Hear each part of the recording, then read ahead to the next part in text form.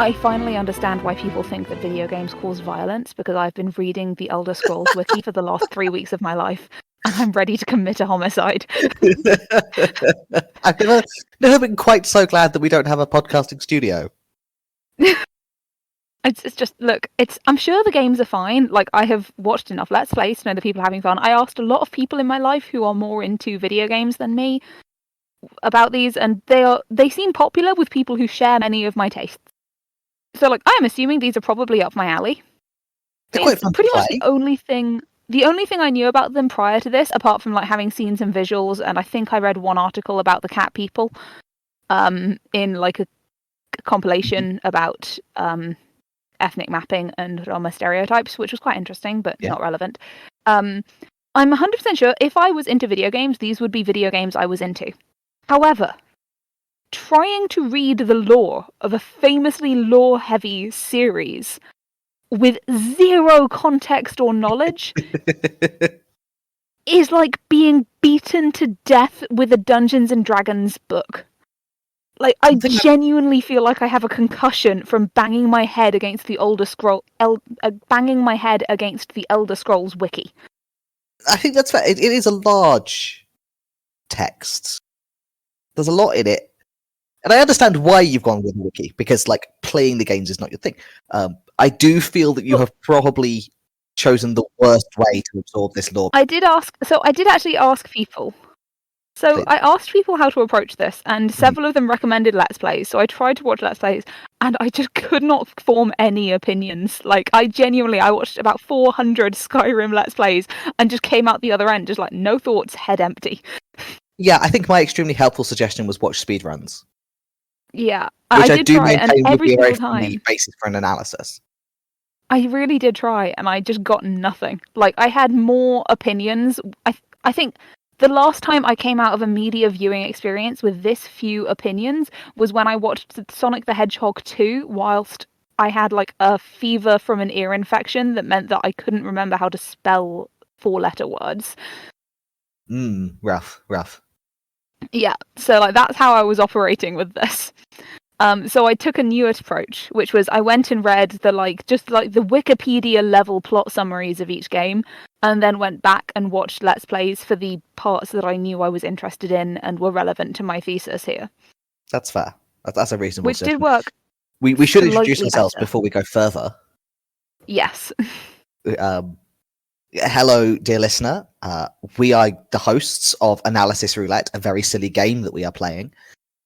And which I have come to regret. In which we analyse various media and media-adjacent things through a random analysis school based on rolling on a table. It's going great. Thing is, when you had to watch Shazam, at least you just had to watch Shazam. It's when you had Flat Earth, at least you had meaty things to say about Flat Earth. It's true. It's not that I'm not sorry for you. It's just that I'm not sorry for you. This week, dear listener, I am doing a religious allegorical reading of the Elder Scrolls. You are. I am one of your two hosts. You can call me Duck. My pronouns are he, they, and with me is Dia, this week's victim on the analysis front, pronouns they, them. Yep, and I am having an experience.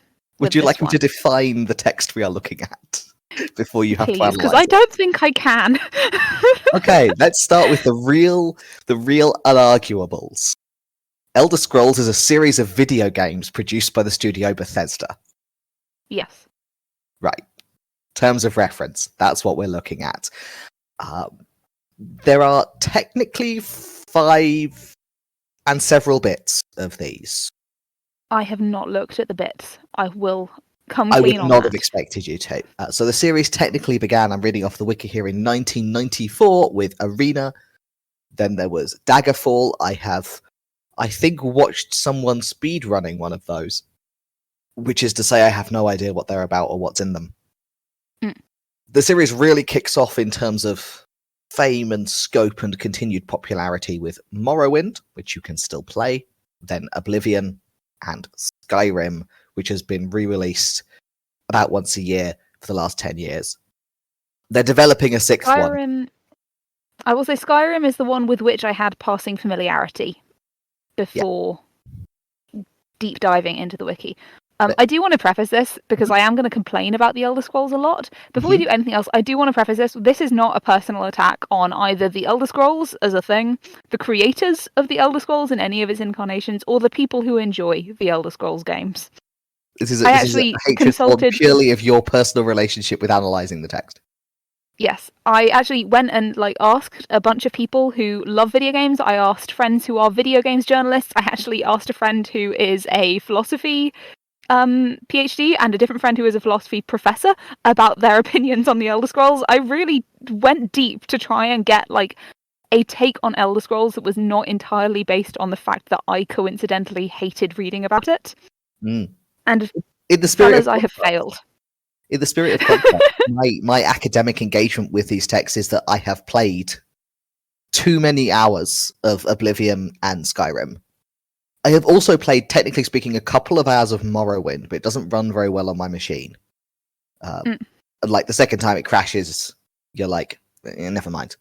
Yeah, my personal beef with these is my prior engagement with them is when I was maybe 12, 13. I do remember reading a lot of the Elder Scrolls wiki when I was doing fun world building projects about elves, and I was looking for media that had done interesting things with elves. So I had some passing knowledge of the elf lore. I had seen some posts on various social media about things people either liked or didn't like about Skyrim in specific, and I was vaguely aware of them as just a pillar of modern day fantasy gaming and other media influenced by gaming. I could not have told you a single character, plot detail, or place. That's fair. Yeah, it is one of those things of it's very, very easy to get away with doing a knockoff of the Elder Scrolls in terms of how they play, in terms of how the setting works. They are open world games, at least from Morrowind onwards. I'm not sure about prior to that, but they are from the big three are open world games, so you can explore really unusually freely. There are not there are roads, but they're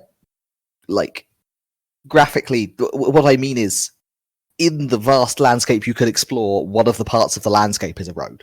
You could walk along it if you wanted, but there's nothing to make you do so. And you can take on a lot of quests in arbitrary orders. Although I think it is worth noting here that although it is open world, the quest lines themselves very linear. You can choose whether or not to do a given quest, but if you're doing a quest, it only goes one way. Maybe two. Maybe sometimes you get a choice at the end, but there is a quest line that is the main story of the game, and you pretty much follow it. And they're called the Elder Scrolls because within the world of the game, there are prophecies written on things that are called the Elder Scrolls, although we should be precise with our terminology. These are not works of prophecy. These are works of foretelling. Technically speaking, this matters to religious nerds like me. They appear to start off as ambiguous foretelling, but when you do something that could match them, they become fixed. Which is a neat little out, where you are not the hero of prophecy until you start doing the things, and then you are. And for this media, I drew the analysis school of religious allegory. You did. Which I'm fascinated to see where you're going with this. Yes, I do feel like we should provide some context, which is just the fact that both of us are from Christian backgrounds, so our readings of religion do have a cultural Christian flavour. Right, they tend to be in that direction, even if we don't mean to. Yes, I was a Sunday school teacher for a decent period of time. You're respectable. I am so respectable. I own more than one skirt that's below knee length. But yes, I did multiple Bible camps as a child. I was a Sunday school teacher, and I also have a background studying medieval religion and mythology, which involves a lot of saints. They did like their saints. I do also have a decent academic background in a variety of European mythologies, which I would love to one day do a religious allegorical reading based on Norse religion. But that is not what I am doing today. That would be great. It would be rad. I am keeping that I'm keeping that in the running for future episodes. But in the present moment, that's not where we're going with this. In the present moment, we are staying on more familiar turf, perhaps. Yes. At least to Yes, us. I am not going to to. the listener. So I am going to ask for sympathy and patience from two schools of reader. Reader, viewer, listener, whatever people who consume podcasts are called. I assume listeners, but I'm very tired and I've been reading a lot of Skyrim wiki pages. I'm going to ask Yeah, from I'm just two varieties of casting listener. files. The first of which No, not is files. people Caster who force. really love Skyrim. Castaphage. That's the word. That's the one. Sorry, carry on. I'm asking for patience, sympathy, and understanding from two groups of listeners. The first of which is people who really love the Elder Scrolls. I'm sorry. I have nothing against them. I think I would probably really enjoy them. I just don't think that having to analyze them in 2 weeks is the best way to consume them. I'm not sure you will get many people arguing with that. I don't think anyone It would be weird if it was. For full appreciation of these games. Don't play them. Spend 2 weeks trying to analyze them from scratch. Yeah. And two is from any listener who has gone, oh, there is a really good and obvious religious allegorical reading that you are missing completely due to your lack of religious knowledge. I had time to learn one thing while I was researching for this episode, and that was only like 2 of the Elder Scrolls games. So I'm doing my best. With those caveats, do you want to talk about the Elder Scrolls? I would love to talk about the Elder Scrolls. I really wish we had sponsors because that would have been such a funny time to cut to an ad break. Just like having apologized. And then we just start reading ad text for fish fingers. It would be so good. Someone sponsor us just because we would be so good at being sponsored. People would absolutely listen. Definitely, for sure. Definitely they would. Yeah, people would buy products based on our say-so. I sound like someone who could afford a Casper mattress, right? They come in a box, so I'm told. I really don't understand the appeal of boxes. Do people just like boxes? Is that why everything you can order on a podcast talks about the box it comes in? I think... Are I podcast realised listeners secretly cats? Yes. I was going to give a rational explanation, but no, I'm sticking with that one. Podcast listeners are cats. It's just my cat is listening to podcasts and ordering all of the meal kits. That is a very cat behaviour. Anyway, we actually then proceeded to not talk about the Elder Scrolls after saying that, so joke We have fulfilled. the intention still. That was the ad break. Now we're back to the Elder Scrolls. The break for non-existence ads is completed, and now I'm going to talk about video games I have not played. So, there's 2 general sections of thing I want to talk about, which is basically a very basic and surface level analysis that I think bears discussing. And then a less surface level and more interesting analysis, which I think is actually interesting. I'm excited for both of these. Part 1. The world of the Elder Scrolls. Famously big. It's very big. It has a lot in it. It has a lot of gods, godlike beings, hellish dimensions. There is a lot of stuff that is mapped onto different elements of fantasy and real-world historic culture, and fantasy based on real-world historic culture, and fantasy based on real-world historic culture. Yes, it has orcs and elves in. It has orcs and elves in. It has the weird cat people in that I mentioned earlier were the only thing I had read any academic discussion of prior to this experience. I love the weird cat people. I think it's very revealing, although I'm not sure revealing of what, that the cat people are from a location called Elsewhere. Yeah. As happens. But I did want to talk a little bit about the idea of a triumvirate of godlike beings is the thing I've copy-pasted directly from Wikipedia. The fact that there are hellish dimensions. There is a lot of just to the left of the religion you're familiar with going on in this setting. Yes, I think that's actually part of its appeal, in the same way as there are orcs and elves and people who are a bit Viking-y are part of the appeal, because you don't, as a player, have to work very hard to get up to speed with the setting. Unless, of course, you're not playing it and you're reading a Wikipedia entry. Which is a less naturalistic way to be introduced to aspects of the setting. Yes. I mean, having jumped into this, I joke about Wikipedia entries. I did read most of the Wikipedia entries on the game, but that is not where I started. I started out watching some Let's Plays, and I will say I did not feel like I needed things explained to me regularly.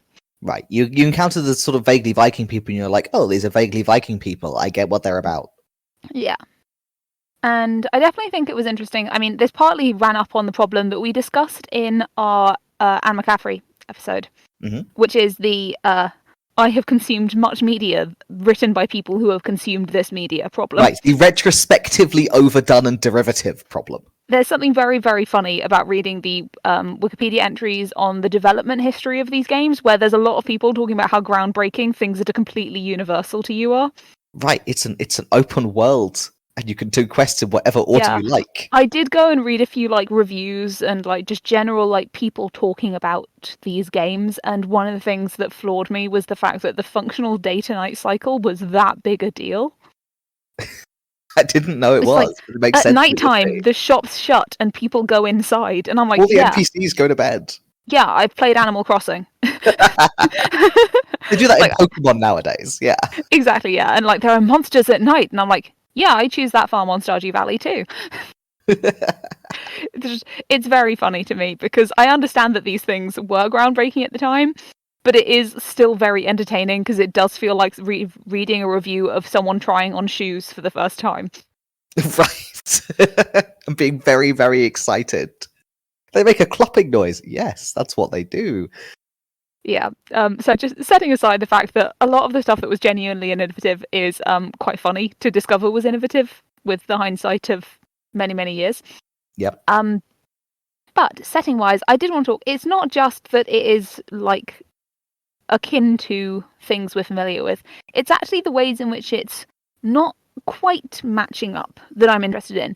I think there is, to a degree, in the setting, an at least attempt. I won't go into how successful just yet, but at least an attempt to do something somewhat novel with a genre that, at the time of the first game coming out, was very preoccupied with the gods are real. There is a big evil hell dimension.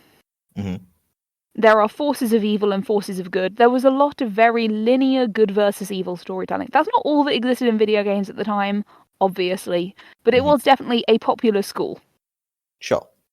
I spent a lot of time having a look around what were contemporary video games when Arena came out. And I was also very interested to see what Arena was originally planned as, because it does seem like it was originally intended to be a lot more standard, 90s video game. Yeah, my understanding is they called it Arena because they kind of originally intended it to be like a gladiatorial fighting game. Yeah, and the thing that's interesting to me is there are a lot of sort of gladiatorial arena fighting games. There are a lot of dungeon crawlers, and there are a lot of your quest against evil games. And I do think there is something interesting in the attempts to be more complex, especially on a religious level. Yeah. And for this, I'm going to talk a little bit about Morrowind specifically. Go for it. What is your understanding of Morrowind?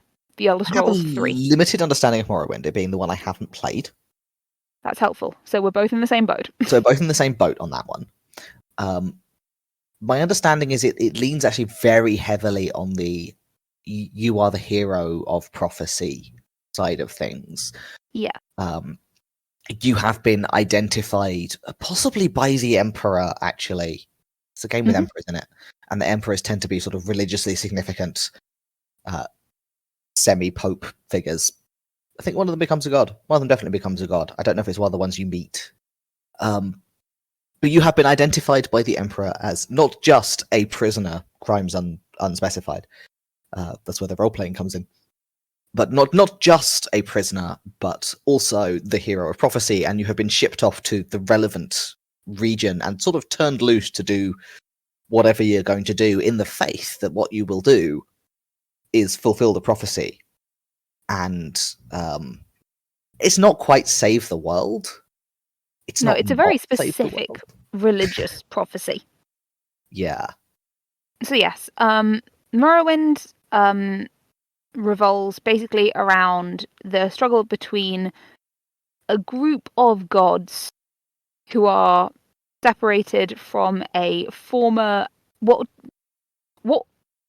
summaries I found described as a former ally, which is a demigod. I did not get the details on the relationship between these, but it's basically the tribunal, which is a triumvirate, something like that, of gods, or as the Wikipedia plot summary describes them, godlike beings, which I genuinely don't know where they're drawing that distinction. I think, no, because this is something I noticed when playing the game. What gets called a god in the series versus what they use their own terminology for and call them Aedra. It might just be that. Yeah, these are Aedra, I think. Yeah, it might just be an unwillingness on the part of the wiki to define the Aedra as gods, but they clearly are. Yeah, That's the there's role a they're lot of playing, terminology both I just socially never and understood. practically. This is the most inept analysis I have ever done in my life, and we're ploughing ahead with it. Excellent. So their former something ally, he's a demigod. I'm not under the impression he is any of them's son. I think this is demigod in the way that like Thor in the Marvel movies or is a demigod. It's we don't want to call him a god because he's just some guy. Right, he's got powers, but they're not as good as our powers. Yeah. Who has a nice little cult and is on an island, which I believe is the center of his power. And also he's the goal using of all cults. He's used some kind of magical artifact called the Heart of Lorcan to make himself immortal, and is basically trying to get the Empire out of Morrowind, which is the place where it is set, using a spy network and a magic golem. The idea that an immortal man with a giant golem still needs spies is very funny to me, but not the point. I can't believe this man knows the word subtlety, you know? I haven't gotten past being impressed that somebody in that situation has worked out that subtlety means working through someone else because he can't do it himself. Like, I think that itself is an achievement. Yeah, it's just like, wow, you have like logistics. You have a magical artifact that makes you immortal, and you're actually doing things that make sense. Wild. This is rare. Anyway, there are counter spies, which is a group called the Blades, who are working for the Empire on the island, which is called Vardenfell? Yes. Vardenfell, Vardenfell. inexplicably spelt with 2 V's. Yes, it really disturbed me, to be honest. I don't like the big V next to the small V. I could handle the double capital V in The Witch. I don't like the big V, small V. You're not a fan of the Vardenfell? No, I don't like it. Partly because my brain tells me it should be Vardenfell. And my brain, when I see a volcano with a double L in it, my brain says Iceland. I'm like, oh yeah, Eyjafjallajökull. I know what this is. Not the point. Anyway, there are spies in Vardenfell called the Blades, and you, the player, have been sent there to meet one of their members, a guy called Caius Cosades. Please forgive me if I pronounce anything wrong. I have watched Let's Plays of the game, but they kind of just turn into honey in my brain after a little while, and I start to go, ooh, a Let's Play on YouTube. This is sleepy time. And then remembering that I'm actually doing podcast homework. Yeah, I feel confident in the Caius part. I wasn't sure about Cosades or Casades, but I we're would just say going to go with Casades, but I thought Casades. I did, again, I watched Let's Plays. Did I pay attention to them? I tried. I really tried, guys. Can we just call this episode the bad one? Anyway, Caius brings you into the Blades, and you start going on your quests and doing your video game stuff. You can also not do quests, but that's not super relevant to my point. So we're going to skip the open world elements because they're just not helpful. And essentially, we get to the point where we find out about the prophecies of the word I'm going to hate saying because I keep saying Neverine, which is a different thing. The Nerevarine. I just fans of the Nerevar. It's not a great word to say. Yeah, it's a word designed for American accents, I think. It's got too much roticization in it for me. Yeah, and they would probably put the emphasis on a different syllable. Yeah, I feel like if you're American, it's like Nerevarin, and it just sounds fine. Yeah, we want to say Nerevar, and they would say Nereva, and then it would be fine. Yeah, whereas I'm saying Nerevarin, and it just sounds like something that Donald Trump would tell you to inject into yourself to cure COVID-19. Do not inject yourself with Nerevarin. Really don't. But yes, so you start finding out about the prophecies of the Nerevarin, and all of this stuff is discovered to be all of the quests you're on, your induction into some spies, the fact that you've been freed from prison and sent to this island in the first place, is because the Emperor suspects that you might be this Nerevarin, which is a reincarnation of a very famous hero, Nerevar. And I will say, I could not work out how the lore is pieced together. I understand people piece the lore together, and are good at it. So my understanding is that it is at least kind of implied that you might actually just be identified as a good potential imposter Nerevarin, which is kind of The neat. thing about prophecy is that if you fulfill the prophecy and things come to pass, then you were always already the hero. Mm. Even if Hey. this was achieved through wiles rather than... if this was achieved through cunning and planning and making you into such a good imposter that you become the real thing, it still counts. That's my understanding of the sort of logic of the process. And that is very much part of the point I'm getting to, very, very slowly. Ooh. Um, We have a And thesis, so- people. We do have a thesis. We don't know what it is yet, but we're going to get that. and so, your job is now to uncover the prophecies, fulfill the prophecies, defeat your man and his cult. Right. I keep wanting to say Proclaim your Dagger. position as I think that's hero. that's the guy from How to Train Your Dragon. That's not him. It's Dagger, which is a different guy to Dagger from How to Train Your Dragon. Dagoth, who has some other name as well in the lore, because I just can't the Elder Scrolls unread it. never made anything simple if they could help it. Yeah, I also just can't not read it as the Goth. Dagoth. The Goth forces. Dagoth just reads to me as so like what would have been the tagline on someone's MySpace page in a like my I immortal think- era of the internet. I think that was shouted at me on the bus when I was 13. Dagoth, ugh. I need a minute. Okay. Also not the point, but I found the fact that there is a volcanic island and a separate place called the Ashlands very funny. It's on the island. Bear in mind that I was reading all of this while I was in the Bay of Naples for a few days, so That is funny. I was just looking up at my neighbouring volcano going, oh yeah, the Ashlands, I get it. Where the Dark Elves live, Yeah, famously. Herculaneum, full of elves. Would read. Yep, there's 7 of these prophecies. One of them I think has been fulfilled just by being born. It's very much a like, you know, of Jesse's line Born situation. on a certain day to uncertain parents, which you half fulfill by being born, and then the other half by no one else asking too many questions. Yeah. Very much sort of, we have to work into this text that the guy was of Jesse's line. Yeah. I'm going to be dropping in some religious hints as we go, just to give us some breadcrumbs to pick up later. Also, I don't know if this will get cut because it's maybe only funny to me and possibly you, but I went to sixth form in North London, which is a very Jewish area, and quite a lot of most of my classes were either Jewish or not religious. There were very few people who were from like Christian backgrounds as opposed to culturally Christian backgrounds. Yep. And at one point I was in a like extracurricular lecture on some sort of art history because I was one of the cool kids. And the issue of King David came up, and I was like, yeah, King David, we're familiar. And he then went, and of course, this actually comes back in a lot of modern day hymns because it's always important to remember that Jesus was of David's line. And there was just echoing silence from a room full of people who were all familiar with King David, but not with any Christmas carols because all of them were Jewish. Right. And this Sorry, teacher is just looking blankly around the room going, how could one possibly know about King David but not once in Royal David's city? And I'm just there like, I can think of a reason. Come back for the sequels.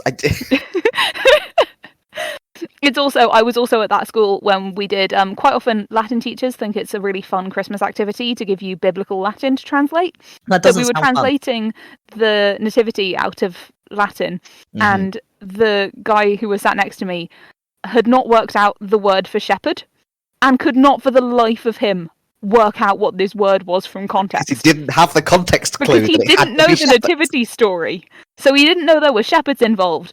And really, all he knew is that these people were associated with a star, an angel, and a sheep, which really could be any occupation. Like, you don't know which of those is key to their identity. They could be star people, they could be angel watchers, or they could be astronomer who kept sheep.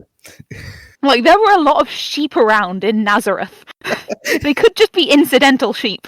It was a sheep area. There's the same reason. There's a reason, like there's a reason nativity sets often include camels, and it's just like they just seem like they fit. Yeah, I think I was a sheep in a nativity play once. I have a strong memory of being a sheep when I'd been promised a role as an angel because the music director was in a car accident. And being 5, I had no sense of sympathy for the fact that he'd been in a car accident. I was just angry that that meant there were no angels this year, so I had to be a sheep. This is the classic division, is like the 5-year-olds and under are sheep, and the 6 to 8 or 9-year-olds are background angels, and then we have a handful of older children who we give speaking parts to. I was supposed to have a singing part, and they cut the singing parts because the music teacher had been hit by a car. And with the complete lack of empathy that small children have, I was just angry that there were no singing parts, so all of the extra angels were converted over to extra sheep. No one has ever suffered like you. No one has suffered as I have suffered. I had to wear a woolly rug. Not the point, but yes. Back on track. You, protagonist, have been born on the right day, and the next prophecy is that you will be immune to a specific disease. I think corpus? Corporus, not corpus. Corporus, another word that's very hard to say. And also another word that looks exactly like a word I'm much more familiar with. Stop doing this to me. It's corporus because that's not horrid. Yeah. So I'm focusing on the prophecies more than other incidental bits of plot. I am skipping over stuff because I don't care. That's fine. We have an interpretive framework, and we're focusing on the prophecies. That's fine. If you are hearing any of this and going, that sounds fun, that sounds cool, don't worry, this is not going to be spoiler heavy because I don't understand the plot. But yes, so you become immune to this disease, which you're prophesied to be immune to, by contracting it and being cured. Which I have some questions about the definition of immune, but okay. Again, it makes sense. Flexibility of prophecy. But you were not the hero until you became immune to the disease by being cured of it, and you can't. It's like chickenpox. You're immune to corporus the same way that I'm immune to whooping cough because I was born during the vaccine scandal and had to contract it the old-fashioned way. Ooh, rough. Mm-hmm. I have it in the modern scientific form of immunity, which I do recommend if you can manage it. Yeah, because you had the advantage of being born before Andrew Wakefield ruined the world. This is correct. I'm giving away my age to anyone who cares to go do some Googling. Right, you could now place us quite specifically in demographics. Yeah. Pre and post rubella. Anyway, so you become immune to it the old-fashioned way, and you move on to the third prophecy, which is the one I like best, just because I like the fact that there's a magic ring called the Moon and Star, also known as the One Clan under Moon and Star. I just love that. That's my favourite bit of Skyrim lore. This ring has a diminutive nickname. I think the reason is because I read the plot summary before I watched the Let's Play to give myself a bit more of a hook to hold on to while I was taking notes on the Let's Play. And when I read the plot summary, I was just picturing the moon rings from H2O Mako Mermaids. Sorry, I need to look something up. Which, while you're doing that for listeners, they're basically these sort of cheap plastic-looking rings that are clearly designed to be easy to mass-produce and sell to little girls who love H2O Mako Mermaids. They're extremely funny. They give you a variety of magic powers which seem cool until the male mermaids show up and have a trident that gives you godlike powers. Yeah, and they look like they are made of the smallest sliver of turquoises possible to buy, and the kind of silver that's actually clay. Yeah. I love them. Seem great. That is what I was picturing the entire time I was learning about the One Clan under Moon and Star. What you had in your mind. This is what I was picturing, is the moon rings from H2O Mako Mermaids. Perfect, no notes. And I now really want to buy one and cosplay as a Elder Scrolls character wearing it, just for my own personal amusement. I support you so much. Unfortunately, I think I do have to play the games before I'm allowed to cosplay as anyone. Who's going to stop you? The cop inside my mind. Well, that one is difficult to defeat. Yes. Anyway, so the moon ring from H2O Mako Mermaids originally belongs to the original Nerevar, and has instant kill powers for anyone who tries to wear it. So I immediately moved on from Mako Mermaids to thinking about Yu-Gi-Oh! So I had a really hard time just paying attention to what I was supposed to be reading during this entire saga, but it is my favourite part of the game. It's a classic test. Are you the hero of prophecy? Put this ring on. If you die, no, you weren't. Yeah, it's very much a witch drowning situation where it's like, oh, guess it wasn't you. Sorry, my bad. Right, now you are dead. With certainty that you were not the hero. Mm-hmm. And you do in fact get the ring. You do not die, though that would be the funniest possible ending to the game, and I wish they'd done it. Oh. Like, there was... I feel like it would be such a good game if there was something you had to do to cleverly be immune to the ring, and like you had to piece it together, and if you didn't, you just right. Or even died. just if you do these things in the wrong order, like before you have cemented yourself as you're passing enough of the prophecies, then the ring kills you. I just think it would be neat. It would be great. And you're not immune yet. The ring just kills you. It's like, no, sorry. Game anyway, still not the point. And then that was prophecy number 3. Uh-huh. You then move on, and you've got to rally the great houses under one banner, which is described as the 4th and 5th trials in the first summary I read, and then broken down a bit more in later summaries, but is honestly just not relevant to me, so I'm going to stick with the first one I read, which was the Wikipedia one, which just yada yadas this entire section of gameplay. Yeah, I think it says, technically speaking, 2 factions, and one of the factions is the 4th trial, and one of the factions is the 5th trial, none of this matters. Yeah, and I will admit, when I was watching Let's Plays, this is one of the bits where my brain just slid over, so I have endless sympathy for the people who were editing the descriptions I was reading that went, and then you do the bit. You do the thing. You do the bit, and it's actually 2 bits, and you just go, yeah, sure, it's done. But you can do them in whatever order, and you don't have to do them all at once, so it's distinguishing the bits is not important. So basically, you have to get given titles by each of these groups, one of which is you have to get called Hortator, and the other of which is you have to be titled Nerevarin. I assume that Hortator does not mean gardener. It does a bit, but we're not going to get into that. Okay, moving on. Well, we are going to get into that. We're not going to get into that in this exact moment. Great. It's actually quite neat. Yes, pin in Hortator and Caecilius Estin Horto adjacent knowledge. I saw a bust of Caecilius recently, and the person standing next to me went, Caecilius from the Horto? And I've been thinking about it every day since. Dear reader, this is a reference to the Cambridge course in Latin, a thing I have not taken, but I've hung around enough with the kind of people whose schools offered Latin that I know that Caecilius Estin Horto. This is all I know. You may also know him from the episode of Doctor Who where he's played by Peter Capaldi before Capaldi was Doctor Who. Well, I now remember that character, but I did not remember him being called Caecilius. It was incredibly exciting. I watched that episode. Very specific kind of nerd. We actually got to watch that in Latin class. They let us watch that episode of Doctor Who as a treat at the end of the year because it had the characters from the Cambridge Latin course textbook who were real people. Textbook. Who, to be fair, were real people who did in fact live in Pompeii. They're all based on like real people we have archaeological records of. We need to... I'm dragging us back onto track. Not the point. Again, sorry, I'm very easily distracted. Especially from things that I find confusing and difficult to things I find easy, like Roman archaeology. Mm-hmm. Nonetheless, having been named the interesting Hortator and the Nerevarin, still feel like that should be a medication. By the great houses and the tribes. And you're then, I think, officially the Nerevarin, even though obviously you have just done 5 out of 7 prophecies. I love you put on the ring that confirms without a doubt that you are the reincarnated Nerevarin, and then it's like, no, you still have to go and get the people on board, otherwise it doesn't count. There's still admin, and you are told that the tribunal temple do actually kill anyone who claim to be the Nerevarin, and it's actually not clear if these previous people have put on a ring. It might be clear and I just missed it, but I could not tell from the footage I watched. Reincarnations they aren't keen on.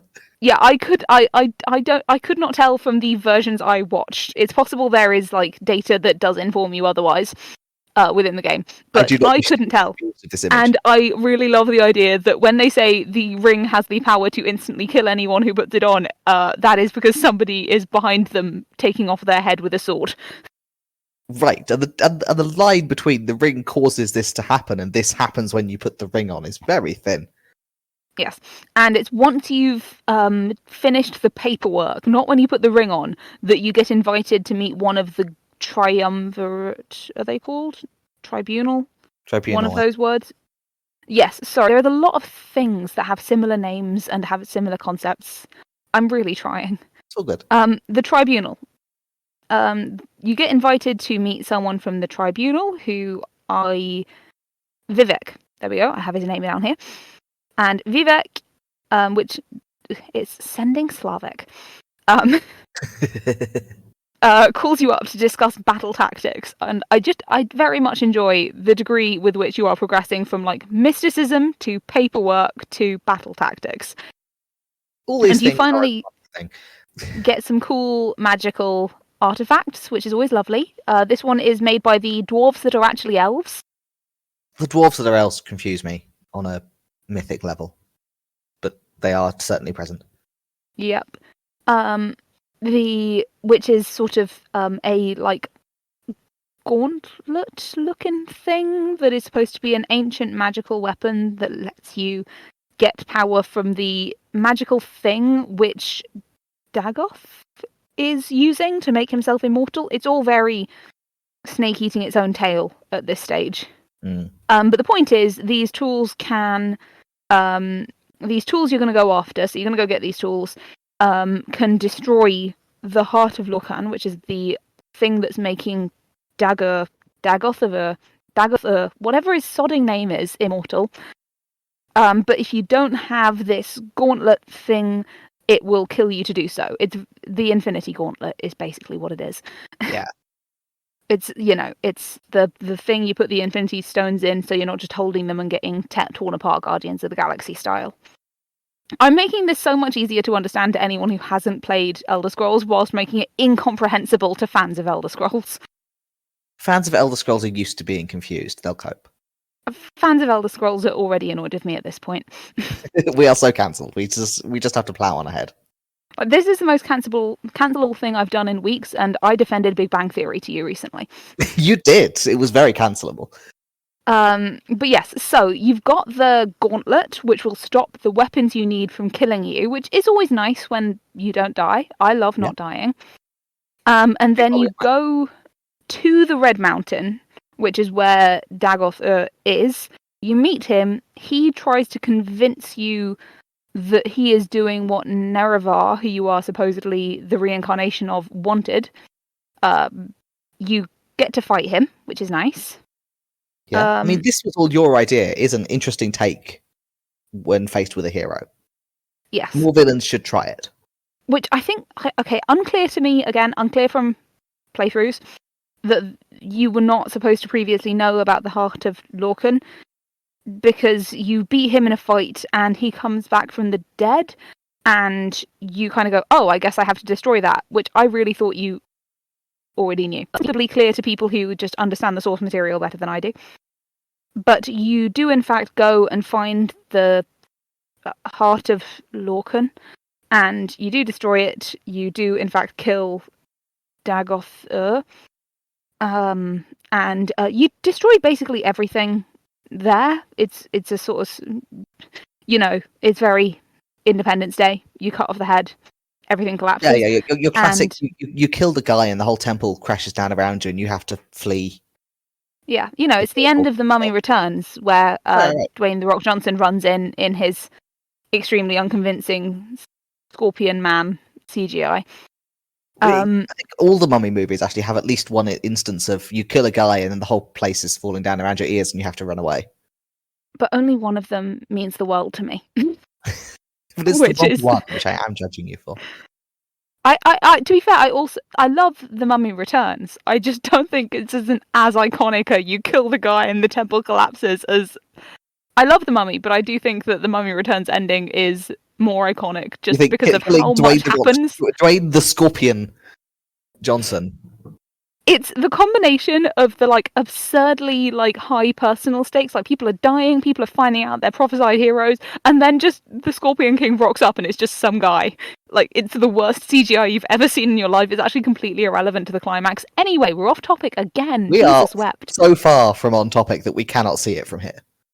Okay, where did I get up to? Right, mountain temple comes down and blight is cleared from the land. It's all deeply medieval understanding of kings, but I'm not going to get into that because that's one digression I'm going to manage to avoid. Please, God.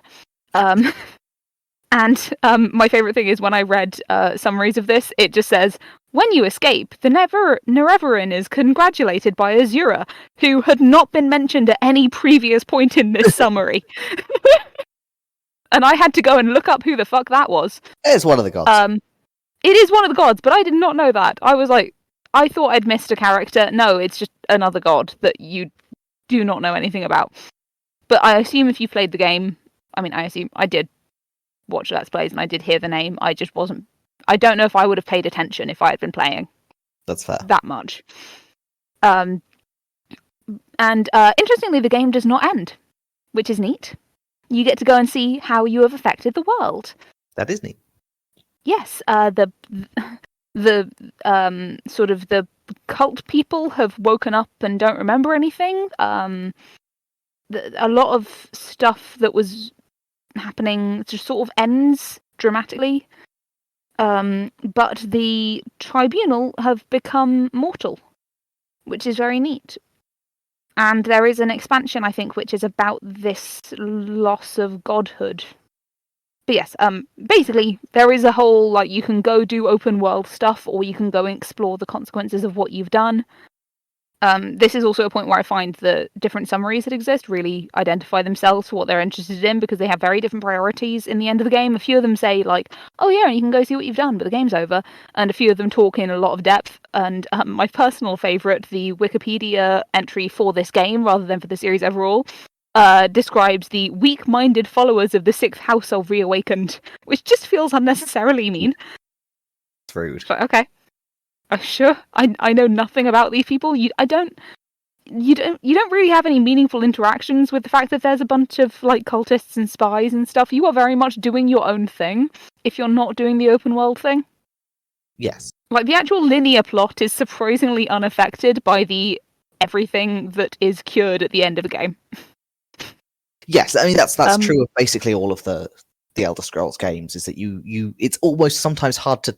My first playthrough of Skyrim, I didn't realize I'd just finished the main plot because I still had all these open quests involving people who'd been relevant to the main plot.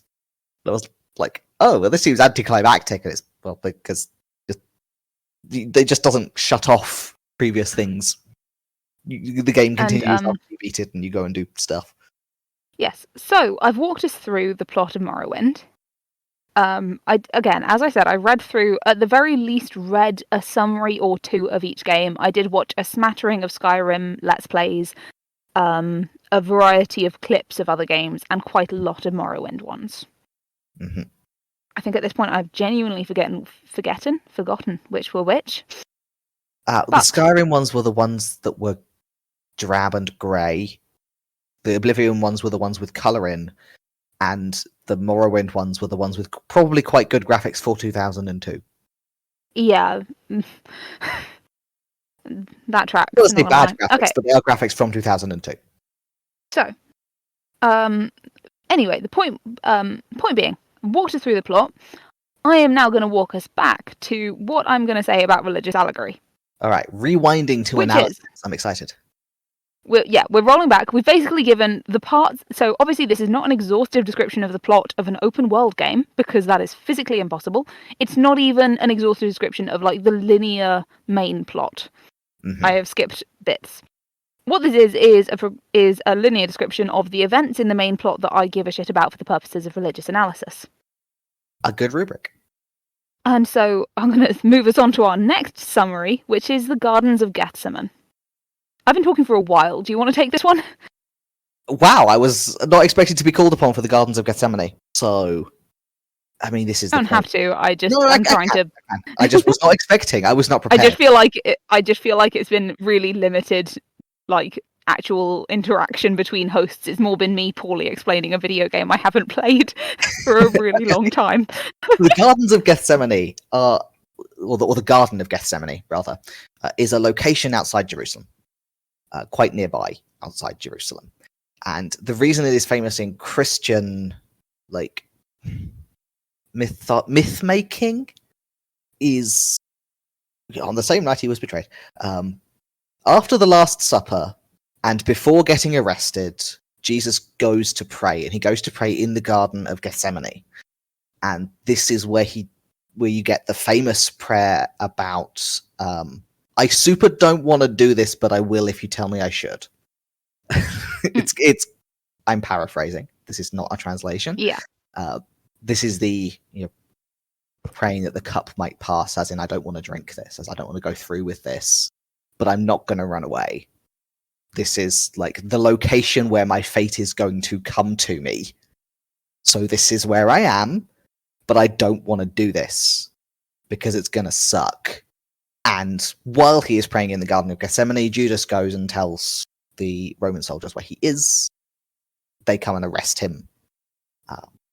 So it has this mythological presence, this sort of weight to it of it's simultaneously a peaceful place. It is a place of prayer and contemplation, but also the place where your doom comes to find you. Excellent. And so that is religion pin number 1. We est in Horto. Religion pin, I am very much just sort of dragging around some religious pins just to give anyone listening context for things that we're probably going to bring up in discussion. So religious pin number 2 is the temptation of Christ, which this one does what it says on the tin in a way that the Gardens of Gethsemane does not. You know Christ. I'm aware of I have heard of him, yes. You know temptation. I am aware of all sorts of, I have experienced these things, yes. Well, the temptation of Christ. The temptation of Christ is, I think, just before the baptism. Oh, I think it's right after. It might be right after. It's in the region of the baptism. Christ goes off into the wilderness for 40 days to contemplate and be holy. And somewhere probably toward the end of these 40 days, literally the devil shows up and attempts to tempt him into using his power of being God for selfish reasons. So, like, why don't you're really hungry, why don't you turn this rock into bread? This man does not live by bread alone. And then takes him up to a high place. I think it's just described as a high place, and it's like, you could totally just jump off and fly. And he's like, nah, that would just be showing off. And the third temptation is showing him all the lands of the world, being like, you could be king of all of this. And he's like, yep, nah, I've got this appointment in Gethsemane. These three things collectively are the temptations of Christ, and the devil goes away being like, well, I guess he's the real deal. Yes. And this appears, so the Garden of Gethsemane appears in one of the Gospels. I want to say Matthew.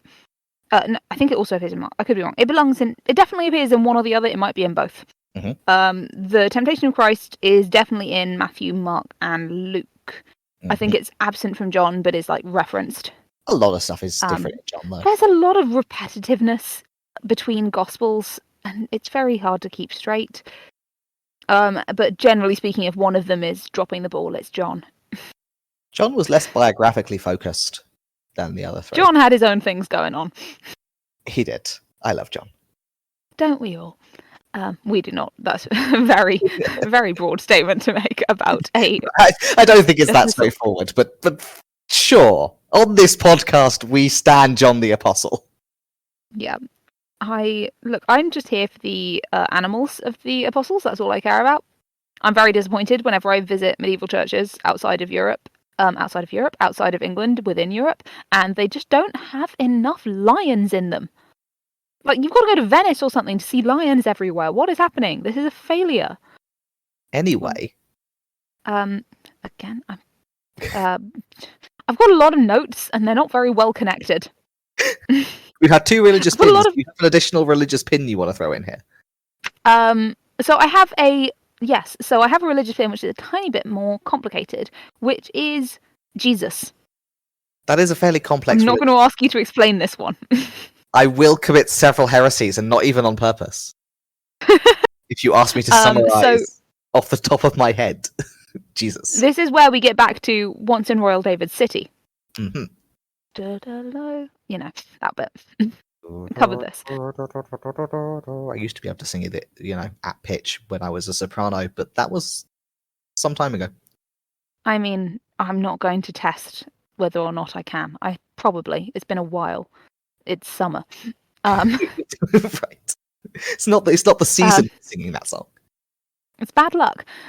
Anyway, I'm going to talk a little bit about the Gospels and what they say about Jesus Christ. You know, our guy, the one in the one it's long kind brown of about. hair. Yeah. The one up on the cross, that dude. Wow. The guy who, the reason I was sent to Sunday school as a child is that I walked past a crucifix and pointed it out to my dad and said, "That man is stuck." And he thought, "I have neglected this child's religious education." I was maybe 3 when this happened. I was like just learning to talk. I think this might have been one of my first full sentences, and my dad says, "We need to go to church more." Your earliest religious analysis is, "That man is stuck."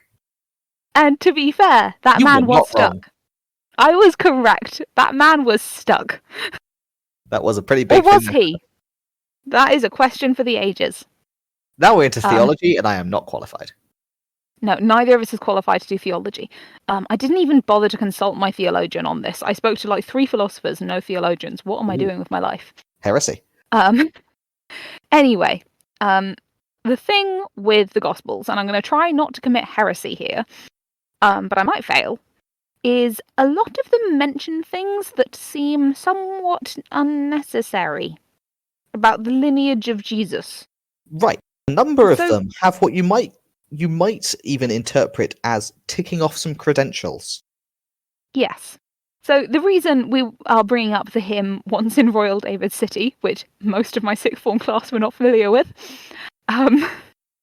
I really hope we left that anecdote in, or that's just going to seem like an unnecessary, mean-spirited dig at people I went to sixth form with. They had their reasons. I would encourage, if, dear listener, you are not familiar with this, just Google it. You will be presented with the lyrics. You will then understand what we are talking about. Yeah. The only lyric that's actually important is "Once in Royal David's City stood a right, lowly the claim that is relevant here is that this is David's city, as in King David, that guy. So, if you are from a like vaguely culturally Christian background / surroundings, so if you've grown up in, say, a majority Christian country, a majority Christian area, maybe you were in a nativity play or witnessed one at some point, you're going to be familiar with at least the basic tenets of the nativity, which is, you know, stable, manger, Mary, Jesus, Joseph, donkey. Yeah, that bit. The bit that we're talking about here specifically is the donkey situation and the inn situation. Namely, why is this woman who is 9 months pregnant journeying anywhere on a donkey? And the answer is tax purposes. So, not tax avoidance, actually. This is tax non-avoidance. Yes. Failure to avoid tax. Basically, for taxation reasons, which we are assured make perfect sense and are very normal and logistically plausible, every single person, well, every single man, every person who pays tax, therefore men, free men, is people. Yeah, having to go back to the town where they were born, regardless of where they now live, to basically re-register for taxes. There's a census happening. It's being operated in a very strange way. Yes, so you're heading back to the town where you were born to hand in your census data. It's like when you move out of an old house where you were on the postal vote and you have to like write to someone who lives there now to get your vote sent on. Yeah, please send me my poll card. We are told in the Bible that this is extremely normal and totally happens and makes perfect sense as a system of census taking and taxation. Right, we are assured that this is... We are given like a year in which it happened according to who was governor at the time. Yes. My understanding that this historically doesn't help. No.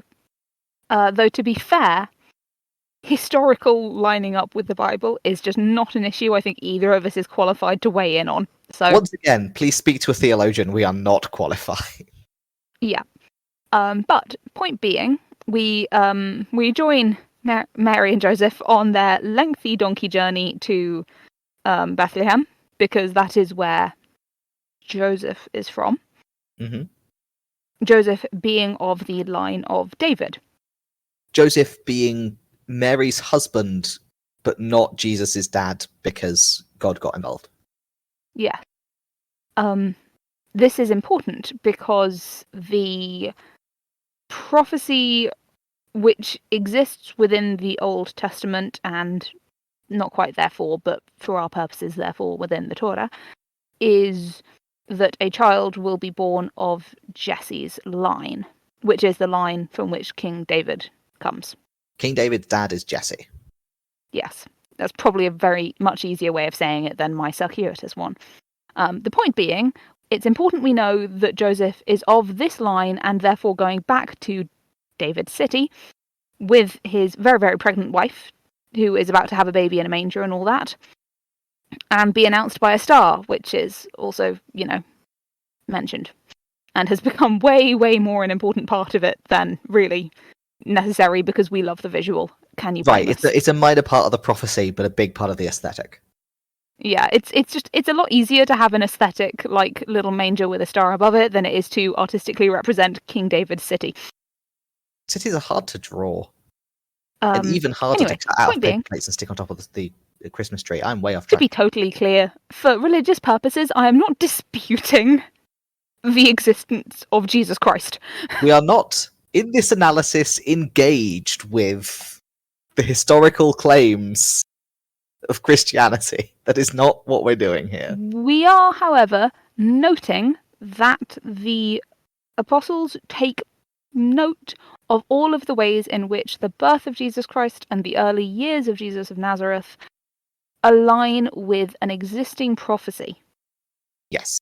Which they take the people of which Jesus was part were expecting a birth of this kind. There was a pre-existing prophecy in the religious sense, which is slightly different from a foretelling. Yes. There was a pre-existing prophecy of the Messiah, like who will be, the divine champion who will come and overthrow the oppressor was a big part of it. It got more spiritualized under Christianity than it kind of originally had been. But will be religiously very important and also free us from the Romans. Anyway, that is our third religious pin. Is yes. Hero of prophecy, one might say. And I feel like these are slightly backwards because I've actually started with the crucifixion, then the temptation, then the nativity. But okay.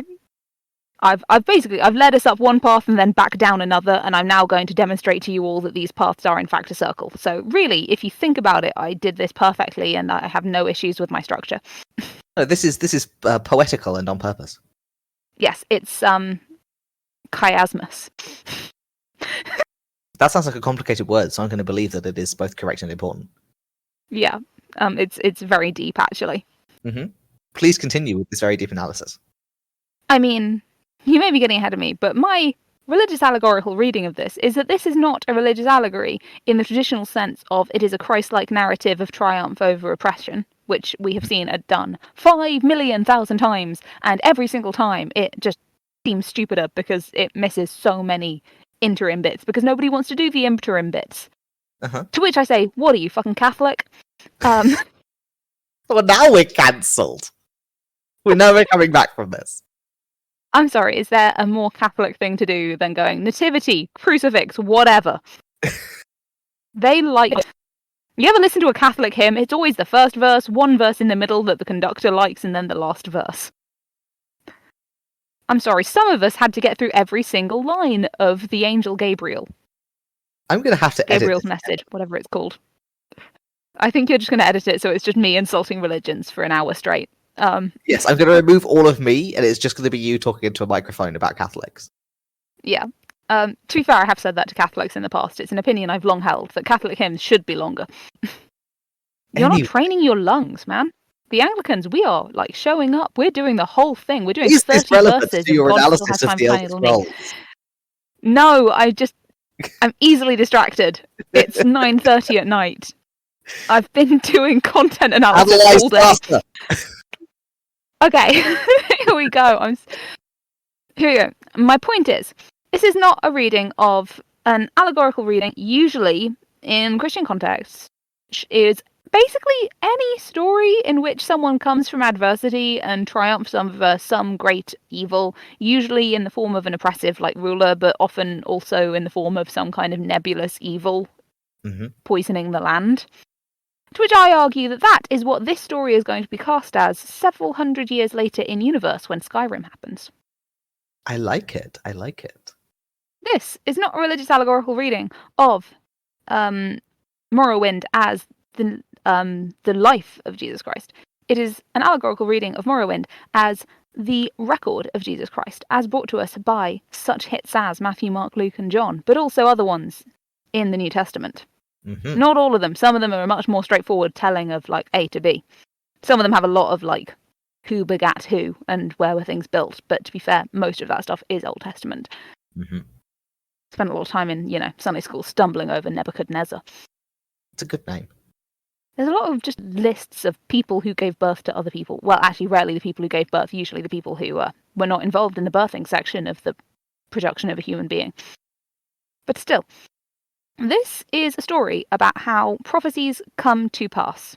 And you are put in the position of a person who can totally do all these prophecy things. Like, there's a list, there's 7 criteria. You just got to go through them, and you know it'll work because you're playing a video game. And there isn't a version of this video game where you put the ring on and fall down dead. No, there should be, but there isn't.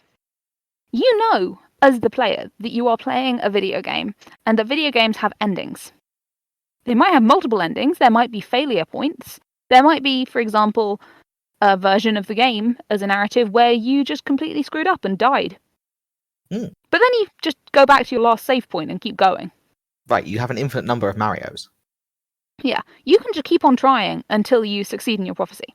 So, in a matter of speaking, the prophecy is set in stone, which means you can always come back to it. Right, This is very much in the nature of an open world game. This is very much in the nature of an open world game. You are entirely welcome upon meeting your man Caius to go, nah, thanks, I'm good. I'm going to go look over here where there's some people who seem to have a quest for me.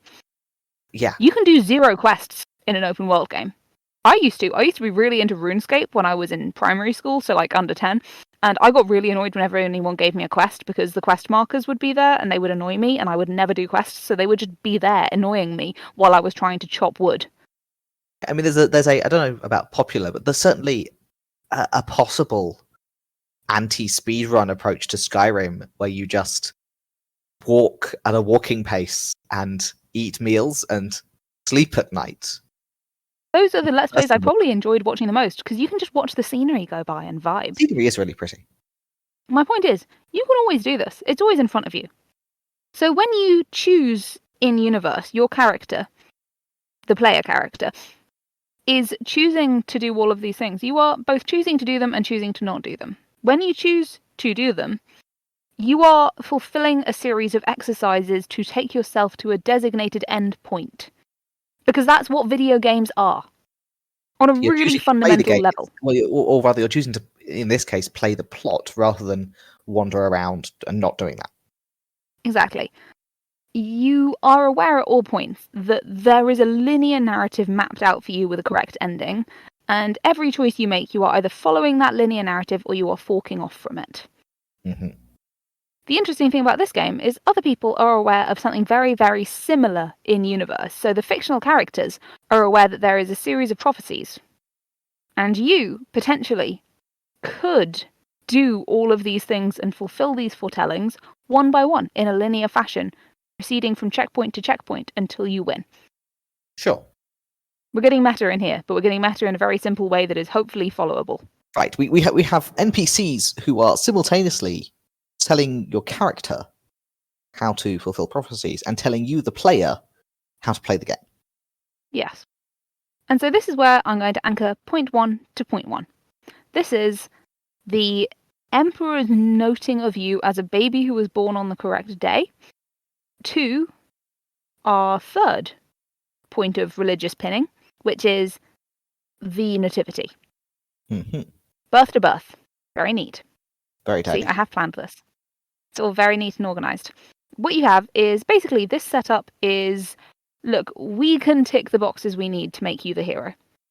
Yeah. Which is interesting because you have like it's very interesting to me just in a sort of linear progression of how video games work, because character introductions are one of the things I actually do find very interesting about video games, because quite often in modern open world games, one of the hallmarks of open world games nowadays is that they tend to have very, very like open, diverse character creations, which I think is actually a really interesting challenge when you're trying to introduce character into a setting. Right. You get to pick all sorts of things about yourself, but including where you're from and your background, and then the game has some kind of sort of plot flow where it puts you at the beginning of the game. And Morrowind has some of that, in that you do get to decide on your species and your stats in a fairly free way, but you are still this prisoner who has been sent over for reasons of prophecy. Yeah. And it is very much, you can see, in a sense, the Emperor going through records looking for plausible candidates. You don't know if he's done this before. You don't know how he found you. This You might just be know that you're here now. like a tradition. Every time I get a prisoner who was born on Christmas Day, I send them over to Vardenfell and see if they pan out. Yeah. And so this is our backdrop, is there is just something extremely hinky. And this is the thing that I find really interesting as an allegorical reading in parallel with the Gospels, is I am saying this as somebody who is from a Christian background. I don't think it negates believing in Christ to say that it is noticeable that the Gospels are doing this box ticking exercise. Yeah. You can both believe that the guy is qualified and notice that the writers of the Gospels are trying hard to communicate the qualifications. Sure. Like, I'm not lying in a job interview when I make sure to shoehorn references to my degree into questions Right, like, exactly. what do you do for fun? So, we're on to B. Temptation. Now, my point with the temptation here is that, as I said, there are divergence points, not so much as points, but as, like, the entire nature of the game. Mhm. What's interesting to me is how much of there is as mentioned, there's an entire section which is about, like, directing yourself to people, which is where we get the Hortator, which is inciter. This is why I wanted to bring back to, is that gardener? It kind of means, like, encourager, I guess. It's kind of like, I don't know how to express this in English. It's almost like shouter. You know, it's the drill sergeant is, if you think the word exhort, which is a very obscure word, but one I assume people have at least. Word. You can exhort someone to do something. Yeah. Exhort, so that is with the prefix ex, meaning out of. So if you're a hortator, you are. It's almost like it's a very onomatopoeic noise. It's almost like you're like hefting something up. You are arising some response out of something. Yeah. I almost said I almost translated it as arouser, and then realised that was going to give a very incorrect impression of what I'm getting at here. Yeah, no, in English that doesn't quite work. Although Yeah. in sort of old-fashioned high formal English, sure, yes, I get what you're driving at. Yeah. It's very interesting that the two titles you're given are the one that makes stuff happen and the reincarnation of some guy. Look, it's the guy, the shouty guy. But yes, basically, these are when you've already passed the dangerous sections, as you're then sent to do politics. And this is what's interesting to me in context of, like, the Christ narrative as it is put together in the New Testament, compared to Morrowind from the Elder Scrolls. What am I doing with my life? Okay. In Morrowind, you go through being born, fine, whatever, living an entirely normal life. Yep. And then the first challenge you have is to not die of a horrible disease. Specifically, a divine disease created by the guy you are supposed to be prophesied to defeat. Right. There's a magical plague from the villain. Prove yourself And immune the only to this, reason, and then we can talk. And the only reason you have to believe that you are able to survive this is the emperor says you were born on the right day, and well, you were in prison, so you might as well try. Wouldn't you rather risk death than be in prison? Right? Depends on the prison. It's worth it. Continue. I mean, I have to assume prisons in this world are not great. They're probably not great. I don't think they have a Geneva Convention. Look at it another way. In this world, there are no war criminals. I don't like that at all. That's the most ominous thing you've ever said. Anyway, I'd like to posit that this is actually possibly the grimmest task you could be given as step 1 of your quest, is don't die of this horrible disease that was created to kill people. We have this incredibly arbitrary reason to believe you might not die. What's that? You have the disease? Well, sucks for you. But hey, we have this experimental cure that could do anything. Why don't you try that? It's better than being in prison, right? This is the creepiest and most upsetting thing I found in any of my reading of Skyrim lore over the last, fortnight. Impressive. I don't like this element. It bothers me how this is not a, noted plot point that this is deeply fucked up. I didn't even find any fan fiction about how fucked up this is, and I looked. I think it just stuck in my craw for no particular reason, but it did stick in my craw. And this is where I'm getting us to the temptation of Christ. Mm-hmm. It's a flip. What music scene, Link?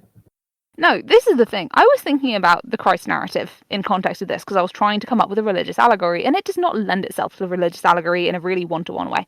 And the thing I was finding interesting is the temptation of Christ kind of gets skipped over in a lot of Christian parlance because it's yeah, of course he was immune to that, right? I mean, it's a great sacrifice, it's a beautiful moment, it's important, but of course it happened the way it happened. Right, it's not really treated as a temptation so much as a ritual exercise.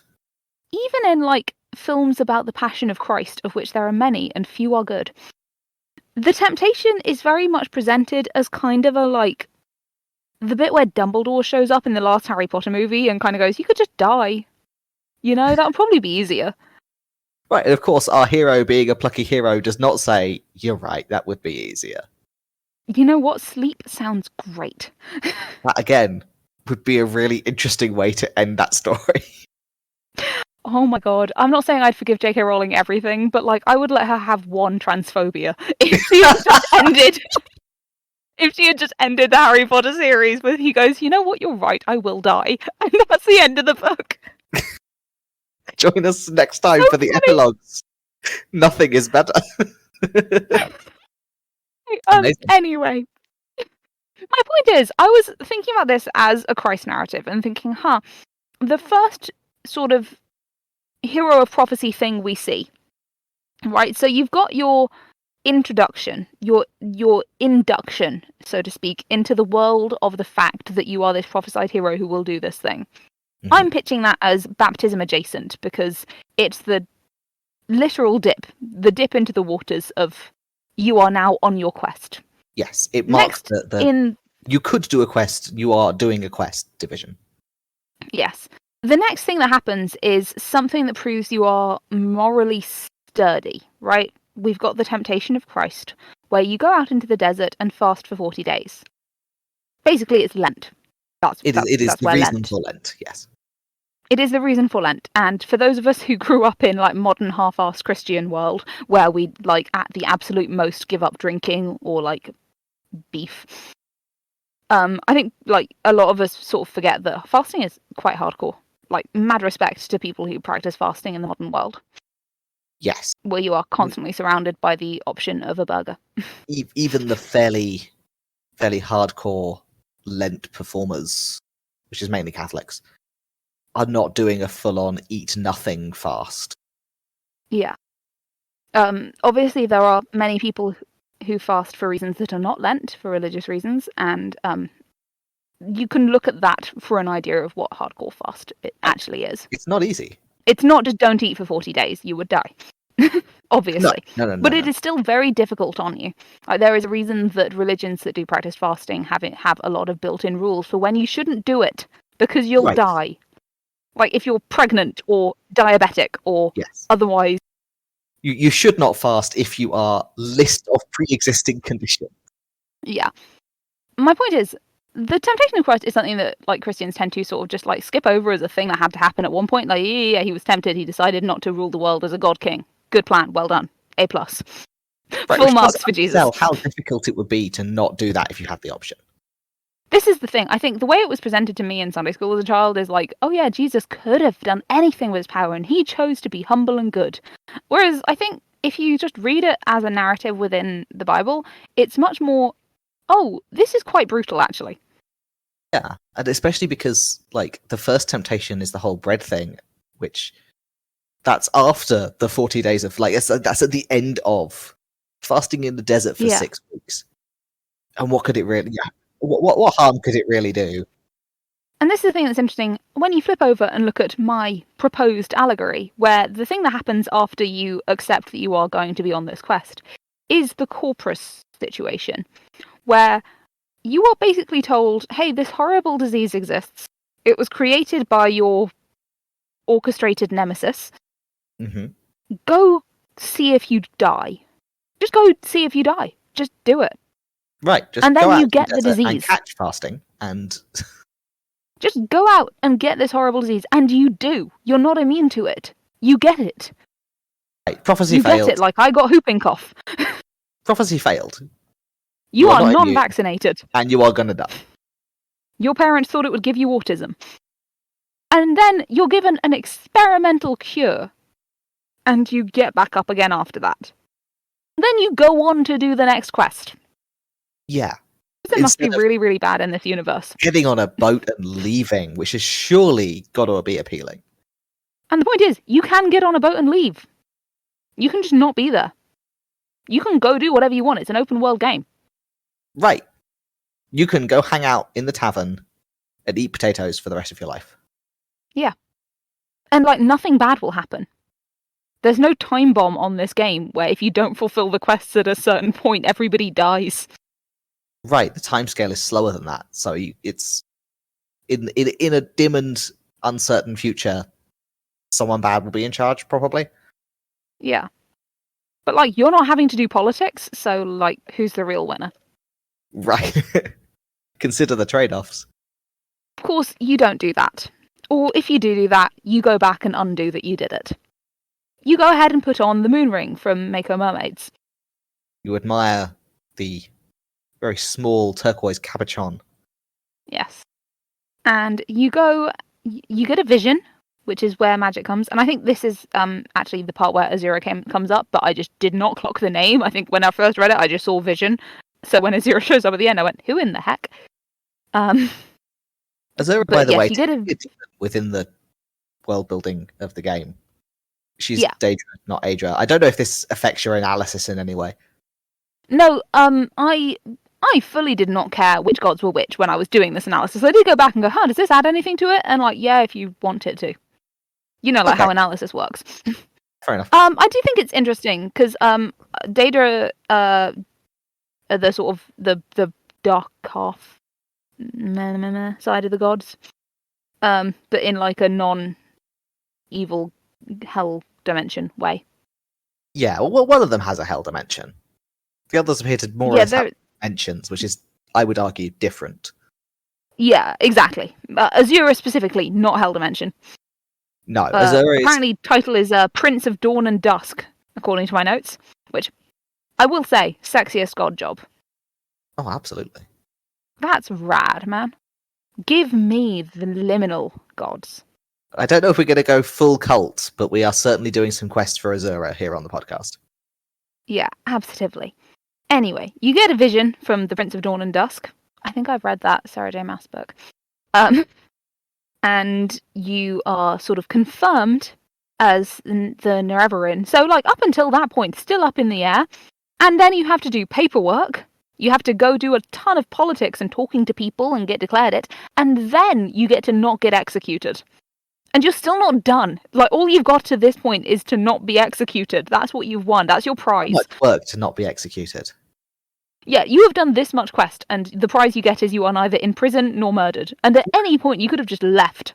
I get not executed every day, and I am not working this hard at it. Exactly. So this is where I come to. The whole ending of the game, just on a conceptual level, and my feelings about the Gardens of Gethsemane. Uh-huh. Which is, there is no... This is the thing. Because the entire game exists in a state of, you could just not. And it's a lot of hard work for what seems like really very little reward at every stage in the game. Like, usually games reward you with cool stuff. There is a decided lack... Like, you do get cool stuff. But it's not really a reward for, like, in-game quest markers. Yeah. You get the gauntlet of not being killed by my own weapons, which is nice. But, like, you could also just not wield weapons that kill you. Yeah. Yeah. And I was thinking about this as a Christ narrative, because I was looking for a religious allegory. And I was thinking, damn, you get fuck all for all your work. Like, even at the end of the game when you win, what do you get? Like, you get to go outside and things are slightly less shit, but they're not even that much less shit. Like, it's one specific bad thing has stopped. Yeah. One specific prophecy of many has been fulfilled. Oh yeah, there's a bunch more prophecies. And then a zero shows up to be like, okay, now you get a reward. But like, damn, that's it. Like, it really left me with a damn that's it feeling at the end of it. And this is the feeling that I have about the Christ narrative, which is, in a way, it is about because on a worldwide scale, this is that big, actually. To the historians who will record this in the Elder Scrolls universe, not the paper, you know what I mean? Yes. It's weird that they're called scrolls and I'm saying historians, but you know what I actually mean. In the Elder Scrolls universe, the historians who will write this down on unrelated scrolls. Yes. on younger, less religiously important scrolls. Yes, on the younger scrolls. The Snodder Scrolls. Sorry, that is a reference for two people, but those people laughed like hell. On the Snodder Scrolls, you get... This is a huge deal. The prophesied hero came and saved us, and the people who were in the cult were awoken and freed, and they got to live their lives, and the blight is ended. But for, like, you personally, this sucks. Right, you don't even get a pension. Right. And that, really, is my hot take on the Gardens of Gethsemane. This is the prayer section, where you are going, hey, I don't want to do this. This sucks. That is this entire game. And that's my religious allegorical reading of the Elder Scrolls. Take it or leave it. I did so much research. I am not taking questions at this point. I accept your allegory. Thank you. You've given me much to think on. I am opening the floor, but not to questions. If you have any further input while I open some Google Docs. So, I would like to express both my admiration and sympathy that you focus this mainly on Morrowind, because I was the one where I read this and thought, "Oh, I have opinions. Thank God." That's fair. It's just Christ. I had been assuming you would pick on Oblivion, because Oblivion, the entire story of Oblivion, can be read as an allegory of the harrowing of hell. It can, but I just didn't find it interesting as an allegory. But that's fair. I'm not sure it is interesting, because it is just a bit one note. Yeah, I didn't think I could talk about it for an hour. Well, we've talked about Morrowind for 2, so on that one, we have fulfilled the minimum requirements. I think we talked about other things for most of that. I'm going to do some editing. It's not going to be 2 hours long when we release it. We may or may not still be cancelled. We are definitely cancelled. I think we were cancelled in the first minute when I said I felt like reading about the Elder Scrolls was like being beaten to death with a hardback copy of Dungeons & Dragons Dungeon Master's Guide. To loop us full circle, have we got that in our list of texts? Because we should really put Dungeons & Dragons in our list of texts. It can replace this. I'm down for this. I think that's a great replacement. Okay. Quickly, just going to find the word Elder. The Elder Scrolls series. I am replacing that with any specific Dungeons & Dragons text, or... The concept of Dungeons & Dragons... Dungeons & Dragons, like, brackets, core rules or something. I'm going to just put rule book. We know what it means. Eventually we'll roll it, and when that time comes, it'll be much more interesting to look at it as a game than as any particular specific of its setting. Yeah, I'm with you. Before we get onto further admin notes, do we have anything else to say about the Elder Scrolls and religion? Despite everything we've been saying, I at least really like it. Yeah, I feel like we do need to give some points to the fact that these are good games. Like, none of the fact that I did not playing it. I did not enjoy not playing these games. That's a good way of phrasing it.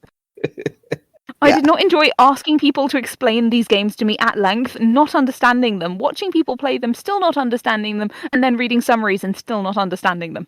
Because they are not designed to be read about. They are not built for that. They are built to be played and discovered and enjoyed. Yes, and the lore is dense and intimidating when approached as a wiki, not so much when it's every 20 minutes or so you find a new little in-game. I think if I had had a month to go away and just play the Elder Scrolls, I would have had a really good time doing this. Yeah. I do think religious... Unfortunately, that's not the challenge we've set for ourselves. Yeah, the internal religion of Elder Scrolls, I think, is more interesting than a lot of generic fantasy. Oh, yeah. If I had been doing like a reading of the religion in Elder Scrolls, I would have had so much to say. Yeah. And, you know, in 3 years' time, maybe we'll put it back on the list and come back and do that. Yeah, it can go back on the list when I've like emotionally recovered. That's fair, that's fair. Possibly once I've made you watch Descendants. You have the Aedra, who are like the godlike beings, and you have the Daedra, who are the devil-like beings. But some of the Daedra are basically good. Yeah. And they're complex in a way that I think is good. Right. And Oblivion and Skyrim, each of the Daedra has like a cult shrine and sends you on a little quest. So you get to meet, like, thematically each of the Daedra and their thing. And some of them are pretty nasty, and some of them are really not. But there's some kind of metaphysical thing that makes them on the side.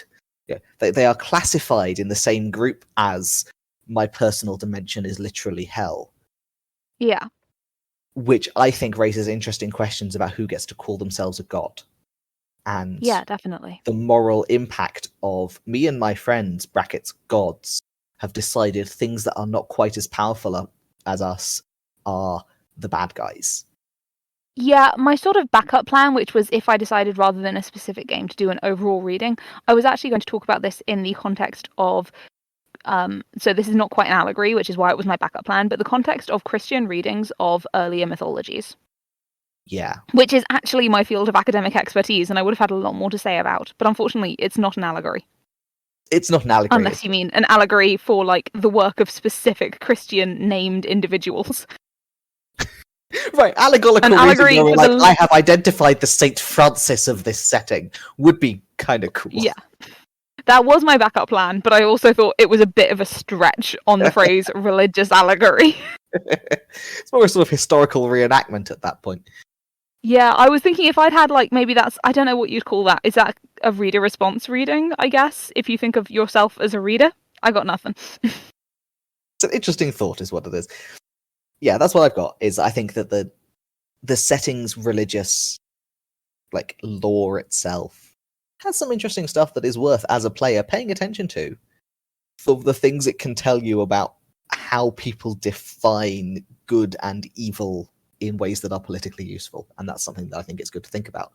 But I also think it is also really interesting to think about prophecy and the requirements of prophecy and the weight you put on it. Yeah. I think that reading, the reading I went with in the end, says a lot more about gameplay. And this is the thing I do find interesting about video games. As someone who doesn't play a lot of them, like, I am very much a, like, I build houses in Sims sometimes kind of person.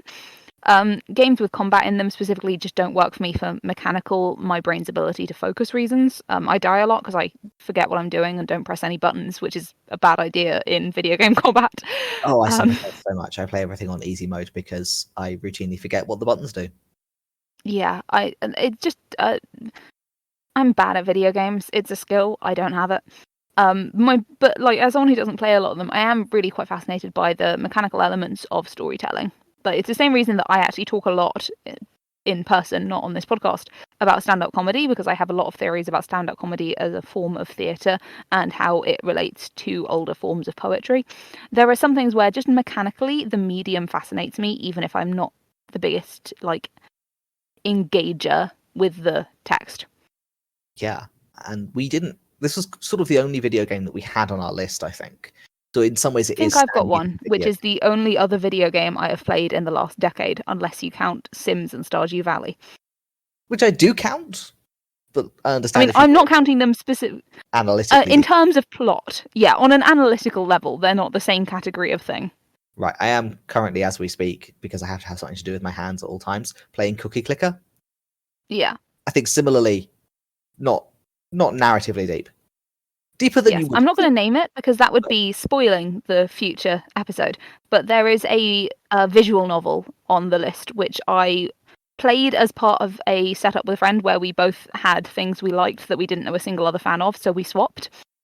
And I made her read a series of children's books that I've been obsessed with since I was 7, and she made me play a video game, which I had to borrow a console for.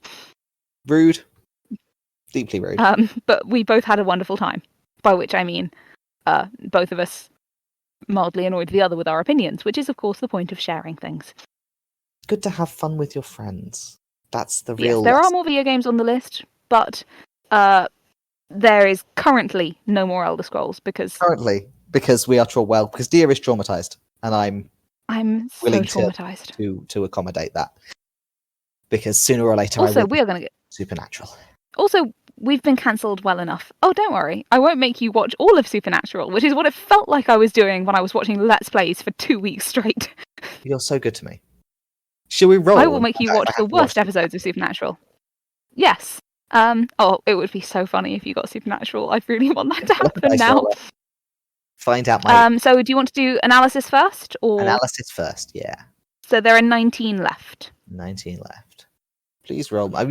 You'll be not unsurprised to learn I'm using an online roller to roll the one itself, 1 19-sided dice. 2. Jungian. Oh. Well, this could go in any direction. Anything okay, do you want to give us the 101? 101. 52. Oh, what section is that in? Oh my god, you got Yu-Gi-Oh! I'm so glad I brought it up randomly earlier. That was foreshadowing, actually. The prophecy has been fulfilled. A Jungian reading of Yu-Gi-Oh! This is going to be spicy. This is actually a really good text for this. Excellent. I believe there to be 1 million episodes of this, so I am going to ask you to narrow it down for me. Okay, quick question. Do you want... Okay, there's sort of 3 versions of Yu-Gi-Oh! Do you want horror manga, horror adjacent anime, or kids anime with horror elements? Whichever of the animes you feel is more suited to this analysis. Okay, I am going to give you Yu-Gi-Oh! Season 0, which is the precursor anime, which is a lot darker and touches on a lot more of the horror stuff from the manga. Excellent. We're going to take everyone's but has less content of my son and do the dark reading of it. Terrific. Okay, I'm sure you're very excited to tell us all about Shadows. Oh, I am. And I'm excited to tell you all about the fanfiction I read when I was way, way too young and should not have been allowed on the internet unsupervised. Also, a classic theme of psychoanalysis, although this is not technically psychoanalysis, but you know what I mean. It's close enough. I do think we do have several different types. We have Freudian, Jungian, and psychoanalytic all on the list. So they are different. This kind of perfect matchup was bound to happen eventually. Yeah. I'm pleased. I'm looking forward to this.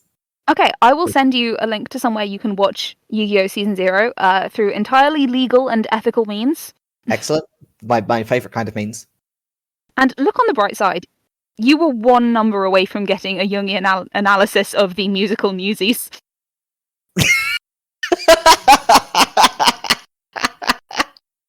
Which would have been so good. Okay, see you guys next time. Bye. Bye-bye. You've been listening to Analysis Roulette, a podcast applying a randomly selected mode of analysis to a randomly selected creative work, just to see what happens. Your hosts have been Dia and Duck. You can find us on Spotify or on YouTube, and if you'd like to get in touch, you can send us an email at analysisroulette@gmail.com. And remember, if you like our show, share it with your friends, and if you don't like our show, share it with your enemies. Thanks.